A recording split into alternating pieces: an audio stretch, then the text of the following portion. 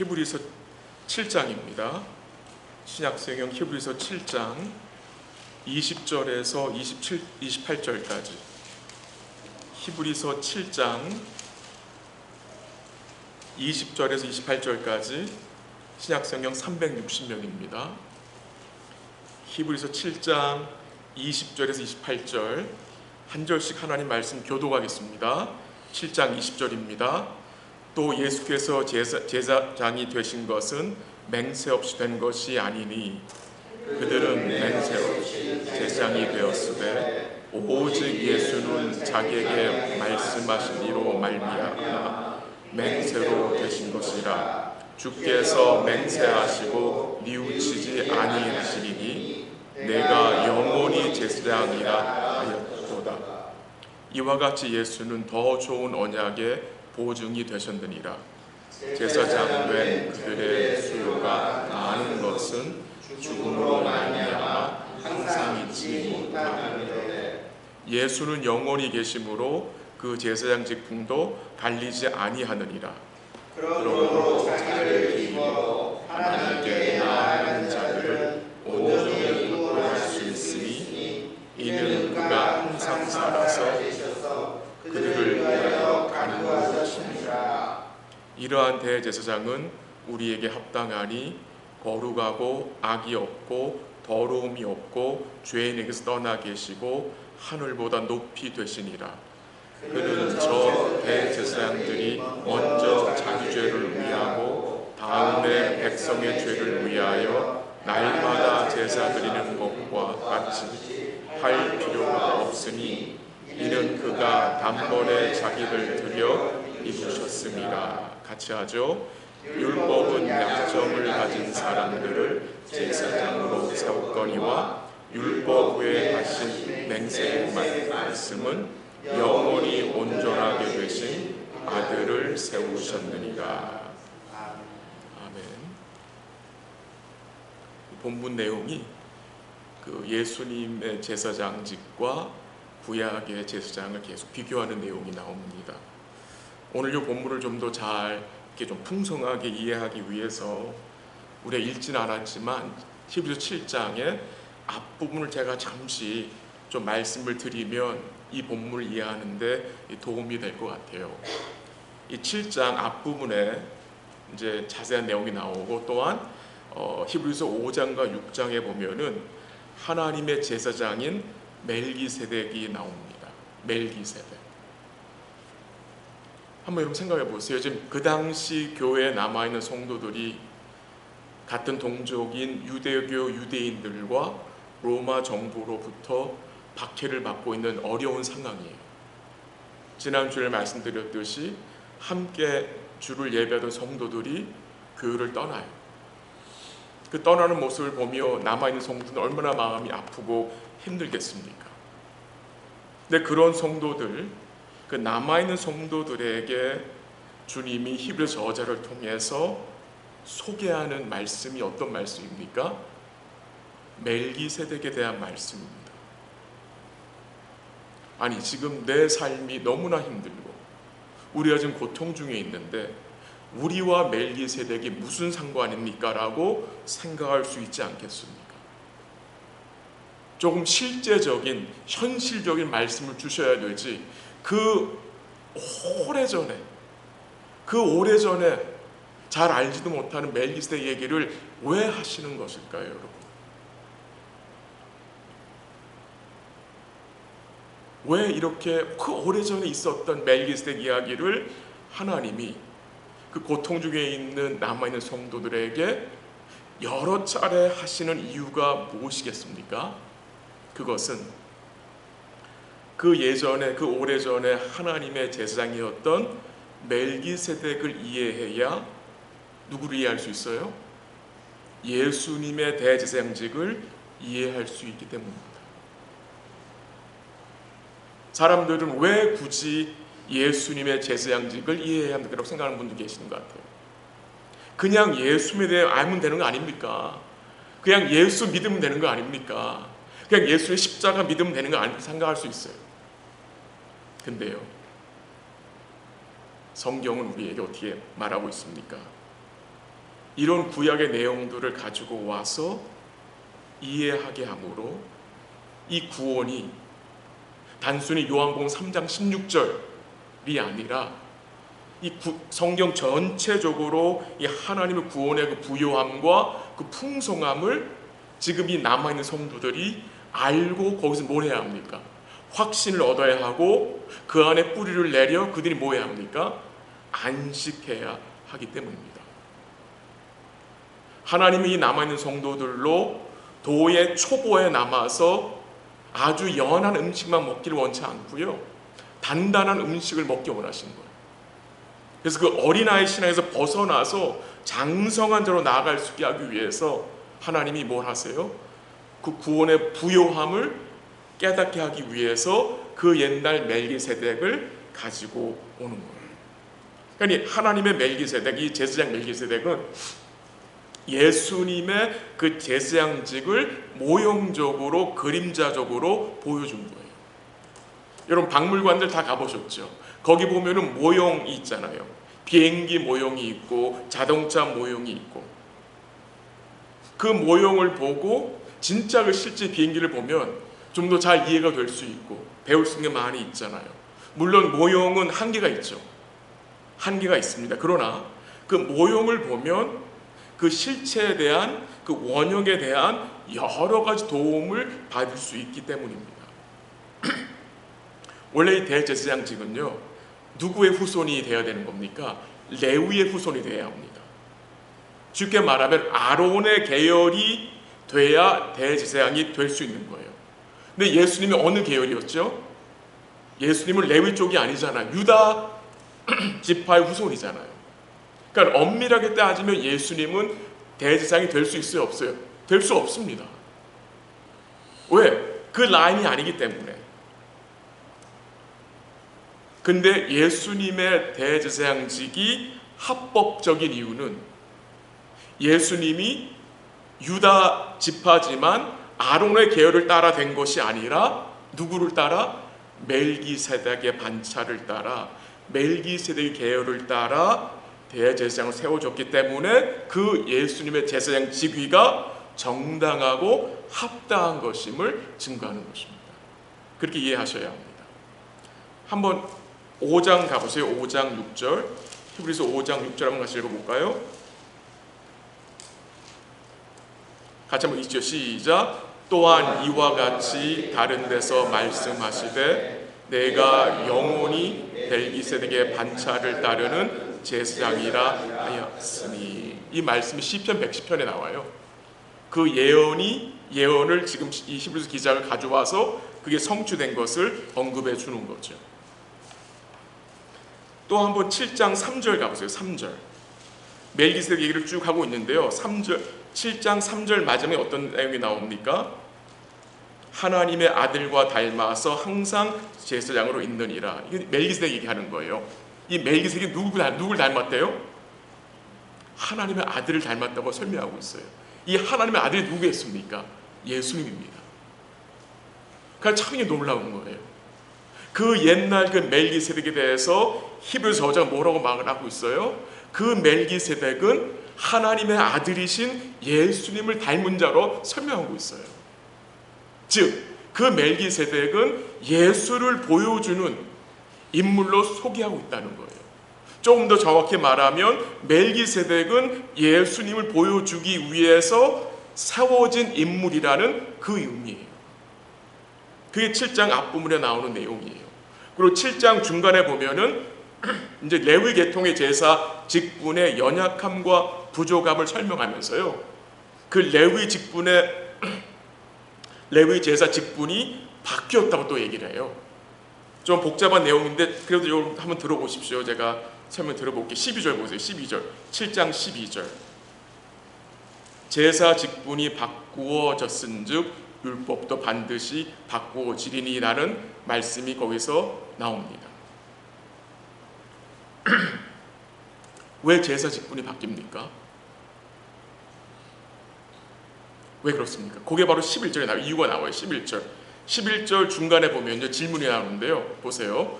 어찌하여 아론의 반차를 따르지 않고 멜기세덱의 반차를 따르는 다른 한 제사장을 세울 필요가 있느냐라고 질문을 하죠.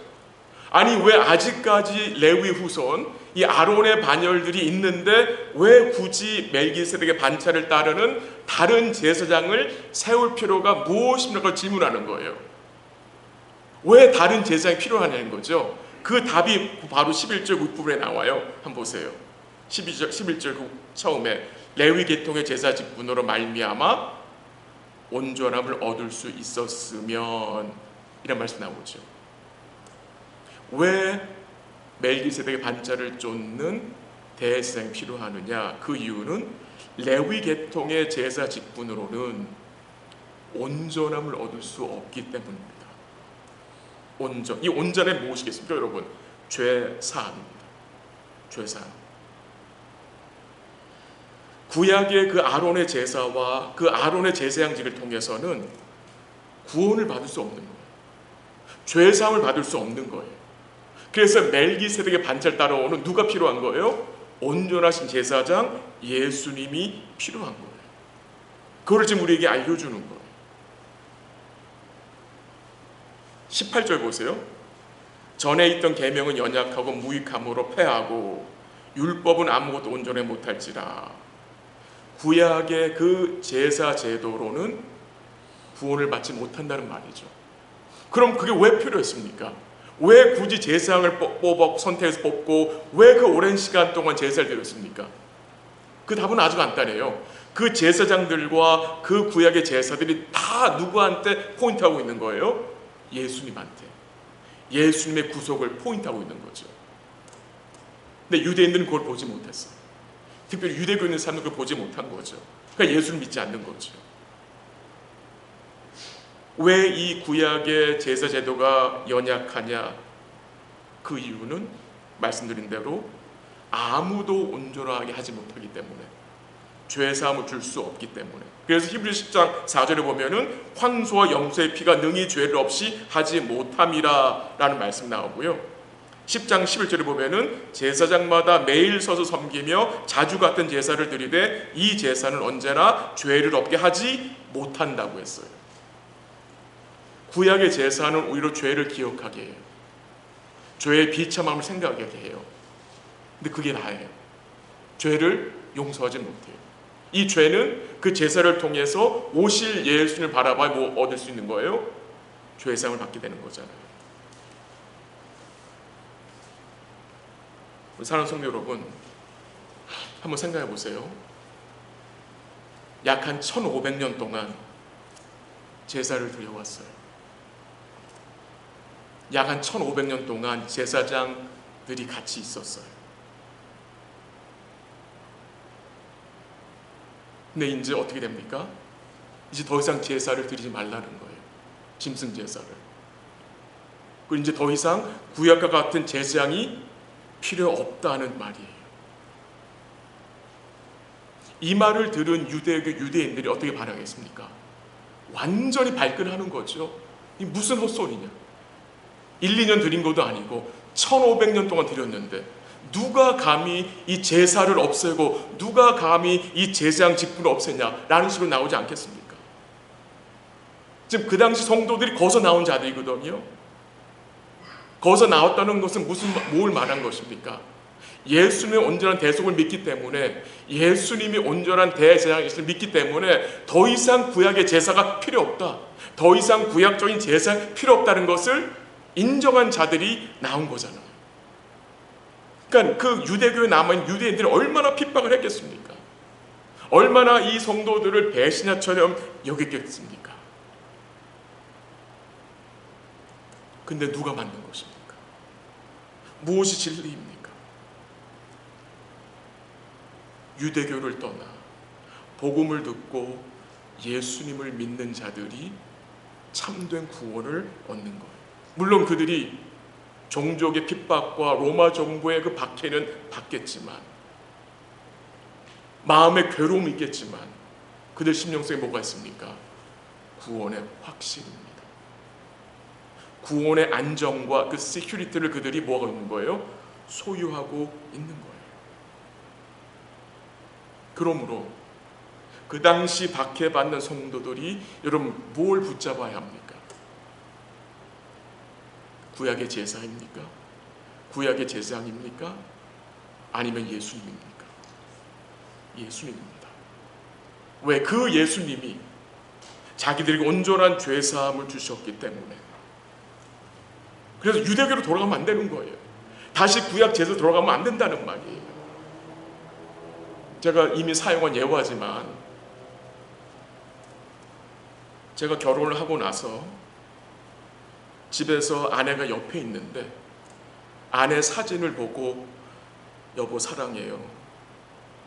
그 사진을 보고 뽀뽀를 하고 그 사진을 껴안고, 여러분 이게 말이 되는 것입니까? 아내라는 실체가 있는데 옆에 그 아내의 모형인, 아내의 그림자인 그 사진 가지고 지금 좋아서 이런, 그거 말이 안 되는 거잖아요. 그게 바로 유대교라는 거예요. 구약의 제사와 제사장은 다 그림자예요. 다 픽처리예요. 뭐에 대한 픽처리입니까? 오실 예수님과 그 구원에 대한 픽처리인데 그걸 버리지 못하는 거예요.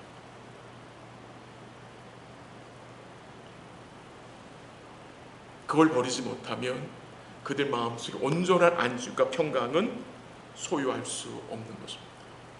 그러니까 이 히브리서 저자 얼마나 마음 답답했겠습니까? 실체를 놓치고 오신 예수님과 이루신 구원을 놓고 다시 제사로 돌아가려는 이 모습을 보면서 얼마나 안타까웠겠어요. 그래서 강하게 경고하는 거예요. 강하게. 여기까지가 오늘 본문의 서론이었습니다. 7장 앞부분의 내용이에요. 그럼 오늘 본문을 좀 제가 간단히 설명드리고 싶은데요. 오늘 본문 7장 20절에서 28절까지 보면은 그 20절과 28절이 모두 같은 단어로 시작이 돼요. 맹세라는 단어. 맹세. 20절에 보면은 예수께서 제사장이 되신 것은 맹세 없이 된 것이 아니니라고 하고요. 28절에 보면은 맹세의 말씀은 영원히 온전하게 되신 아들을 세우셨다라고 해요. 이 맹세. 구약의 제사장들은 하나님이 맹세하고 세운 게 아닙니다. 율법을 쫓아 혈통을 따라서 세워진 거예요. 근데 예수님의 제사장직은 하나님이 맹세하셨어요. 하나님이 맹세하셨어요. 원래 하나님 맹세하지 않아도 되는 분이죠. 왜? 신실하신 진실하신 분이기 때문에 그가 말씀하신 것을 온전히 이루어지기 때문에 맹세가 필요 없는 분이세요. 근데 맹세하세요. 왜? 이것이 너무나 확실하게 이루어질 것을 보장하시는 거죠. 그 하나님의 맹세로 세워진 영원한 대제사장이 얼마나 구약의 제사장들보다 탁월한지를 오늘 본문에 설명하고 있는데요. 한번 볼게요. 22절 보세요. 22절. 한번 같이 읽을까요? 시작. 이와 같이 예수는 더 좋은 언약의 보증이 되셨느니라. 이 더 좋은 언약은 새 언약이에요. 새 언약. 예수님이 새 언약의 보증이라는 거예요. 구원의 개런티가 바로 누구예요? 예수님이라는 거예요.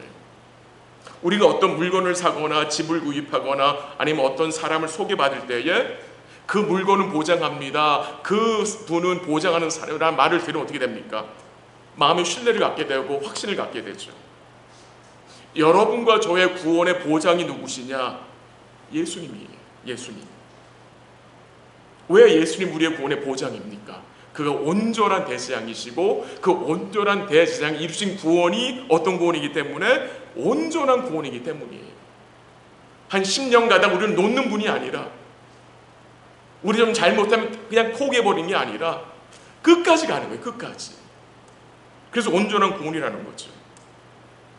또 예수님이 더 좋은 언약의 보증이 되신 이유가 무엇이냐? 23절 보세요. 제사장 된 그들의 수요가 많은 것은 죽음으로 말미암아 항상 있지 못함이로되 예수는 영원히 계심으로 그 제사장 직분도 갈리지 아니하느니라. 구약의 제사장들은 수없이 바뀌어요. 왜? 죽잖아요. 죽어요. 그러니까 계속 제사장이 바뀌는 거예요. 항상 있지 못해요. 그러나 예수님은 어떠시대요? 영원히 계심으로 그 제사장 직분이 갈리질 않아요. 갈리질 않는 거예요. 그 말은 무슨 말입니까? 그가 영원히 계심으로 그의 그 제사장 역할은, 그 효력은 뭐예요? 효력은 영원하다는 말 아니겠습니까? 이 온전한 제사장 계시기에 뭐가 필요 없는 거예요? 구약의 제사장이 필요 없다는 말이에요.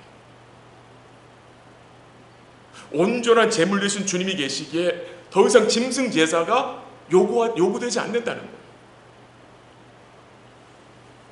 그분이 영원히 계시는 결과가 25절에 나옵니다. 한번 보세요. 같이 한번 읽어볼까요? 25절 시작. 그러므로 자기를 힘입어 하나님께 나아가는 자들을 온전히 구원하실 수 있으니 이는 그가 항상 살아계셔서 그들을 위하여 간구하심이라. 뭐가 약속이 됩니까? 이 온전한 대제사장이 뭘 약속하세요? 어떤 구원을 약속하세요? 온전히 구원할 수 있다. 그 이유가 무엇이냐? 그가 항상 살아계셔서 그의 백성들을 위해서 간구하시기 때문이다. 주님이 여러분과 저의 변호사예요. 주님이 여러분과 저의 디펜스를 해주세요. 변호인이 되신 거예요. 마귀가 우리를 풋다운할 때에 주님 생각하고 주님이 우리의 디펜스 되는 사실을 기억하셔야 돼요. 내가 의롭게 한 자야. 내가 의롭다 칭한 자야. 내가 부른 자야. 내가 구원한 자야. 내가 영원히 붙잡고 있는 자야. 이 사실을 기억해야 죄를 털 수가 있는 거죠. 그 사실을 기억해야 죄를 회개할 수 있는 거예요. 그거를 기억하지 못하기 때문에 죄를 털지 못합니다. 회개하지 않습니다. 왜? 우리에게 계신 이 온전한 이 중보자가 나의 그 디펜스가 된 사실을 우리가 잘 믿지 않기 때문에.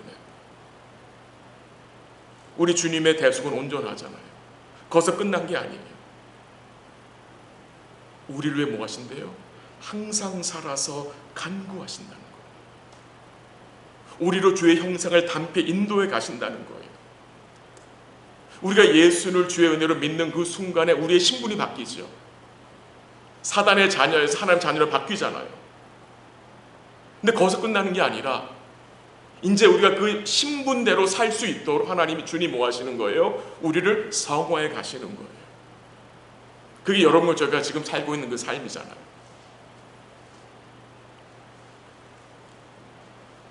우리에게는 온전한 대제사장이 계시고요. 그가 우리를 포기하지 않고 끝까지 사랑하세요. 지난주에 어떤 성도 가정을 잠시 만났었는데 그 자녀들이 우리 교회 유년부 주일하고 예배를 드려요. 근데 이런 얘기를 하시더라고요. 아이가 말을 하도 안 들어서 엄마가 너 그렇게만 하나님 사랑하지 않아? 그랬대요. 겁주려고. 너 그렇게 자꾸 엄마 말 안 들으면 하나님 너 사랑하지 않아? 그랬대요. 그러니까 그 여자의 딸이 뭐라 그런지 아세요? 4살밖에 안 됐어요. 내가 엄마 말을 잘 듣지 않아도 하나님 나를 사랑하셔. 이때는 여러분 좀 놀래주셔야 되는데 놀라질 않으시네요. 물론 그 아이가 하나님 나를 사랑하는 것을 미스유즈하면 안 되겠죠. 내가 이렇게 하면 사랑, 그렇게 하면 안 되겠지만 걔가 뭘 이해하고 있어요? 하나님을 사랑한다. 우리가 실수하면, 우리가 범죄하면 하나님 더 이상 우리 사랑하지 않나요? 우리가 실수하고 범죄하면 하나님, 주님 우리의 중보를 그치시나요? 않죠. 그렇게 하지 않죠. 저는 너무나 감사했어요. 그 꼬마가 그 사실을 알고 있어요. 하나님 나를 사랑하신다. 내가 실수해, 내가 잘못해도 하나님 나를 사랑하신다. 근데 그 꼬마가 그 사랑을 점점 알아가면요, 어떤 마음이 생기죠? 나를 사랑하신 그 주님 때문에 내가 죄를 더 멀리해야겠다는 생각이 그 꼬마 마음속에 차근차근 들어올 거예요. 그게 복음의 능력이거든요. 내가 이렇게 해서 하나님의 사랑을 얻어낸 것이 아니라 하나님이 나를 원래부터 사랑하셔서 그분을 나도 사랑해야 되기 때문에 하나님 기뻐하시지 않는 걸 하지 말아야겠다는 생각이 들게 되는 게 믿음이잖아요. 여러분과 저도 그 과정에 있는 자들 아닙니까? 연약한 우리를 참 실패 많이 하는 우리를 버리지 않으시고 항상 살아서 중보하시고 변호해 주시고 붙잡고 우리를 놓지 않고 가시기 때문에 여러분과 저에게 뭐가 있는 겁니까? 소망이 있는 거 아니겠습니까? 소망이. 딴 게 소망이 아니죠. 바로 이게 소망이잖아요. 마지막으로 26절 가보세요. 26절. 이러한 대제사장은 우리에게 합당하니 거룩하고 악이 없고 더러움이 없고 죄에게서 떠나 계시고 하늘보다 높이 되시니라. 우리에게 누가 계세요? 합당한 제사장이 계세요. 우리에게는 적합한 제사장이 계세요. 근데 그 합당하다, 이 같은 제사장, 우리에게 합당하다는 그 의미가 영어 성경에서 이렇게 나왔어요. Such an high priest meets our need라고 나왔어요. 이 제사장은 우리의 모든 필요를 채운다는 식으로 설명이 됐어요. 참 여러분과 저의 큰 위로가 되는 말씀 아닙니까? 우리에게 영원한 제사장이 계신데 그분은 어떤 분이세요? 우리의 필요를 채우시는 분이에요. 채우시는 분이에요. 그게 가능한 이유가 무엇입니까? 26절 하반절에 나오죠. 뭐라고 나왔습니까? 거룩하고 악이 없고 더러움이 없고 죄에서 떠나 계시고 하늘보다 높이 되시니. 무슨 말입니까? 그 내용을 다 설명할 수 없어요. 근데 한마디 요약하면 무슨 말입니까? 우리에게 있는 대제사장은 온전하신 대제사장이라는 거예요. 온전하신. 그가 온전하신 대제사장이시기에 여러분과 저의 필요를 뭐 할 수 있는 것입니까? 도울 수 있는 거예요. 여러분과 제가 어떤 상황에 처한다 할지라도 우리를 아시는 주님이 채워주시는 거예요. 그런 대제사장이 여러분과 저에게 계시다는 것을 믿어야 흔들리지 않아요. 지금 그 당시 그 교회 성도들이 흔들렸거든요. 계속 마음이. 그 흔들림을 멈추게 하기 위해서 하나님 뭘 보내신 거예요? 예수님이 너희의 온전한 대제사장입니다. 너에게는 합당한 적합한 대제사장이 있다는 것을 깨닫게 하기 위해서. 그분이 너희를 안전하게 돌보고 있고 붙들고 있기 때문에 너희가 그 대제사장 안에서 어떤 존재인지를 알아야 한다는 거예요. 그래야 흔들리지 않죠. 내가 그 제사장 안에서 어떤 존재인지 모르기 때문에 흔들리는 거 아닙니까, 여러분?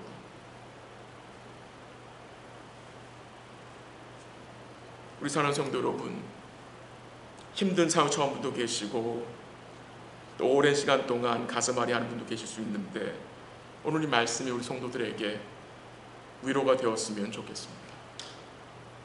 여러분과 저에게는 온전한 대제사장이 계십니다. 우리에게 적합하고 합당한 대제사장이 계세요. 그분이 여러분과 저를 뭐 하십니까? 불쌍히 여겨주십니다.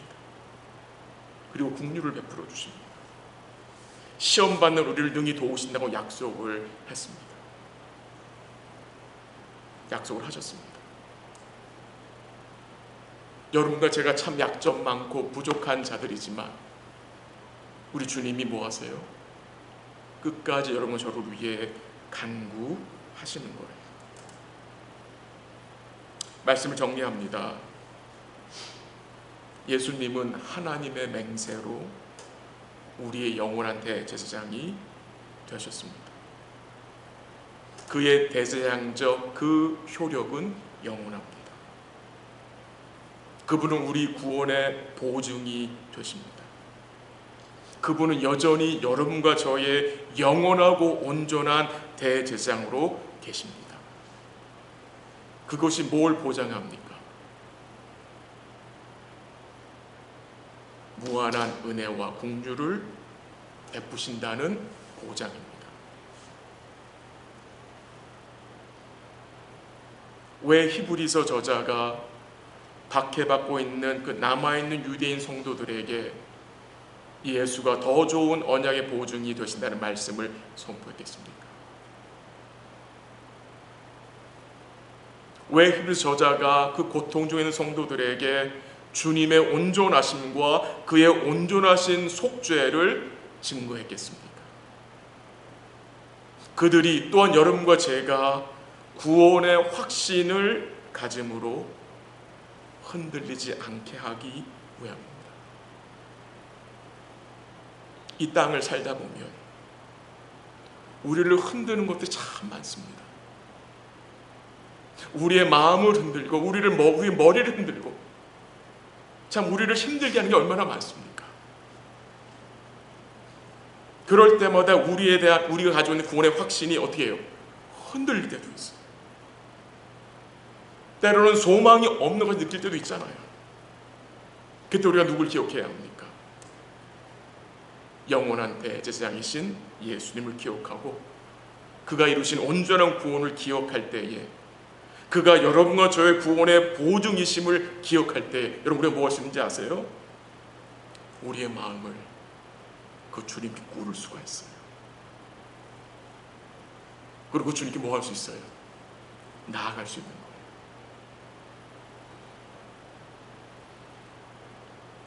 그게 여러분 제가 누리는 이 영원한 복이 되는 복인 것입니다.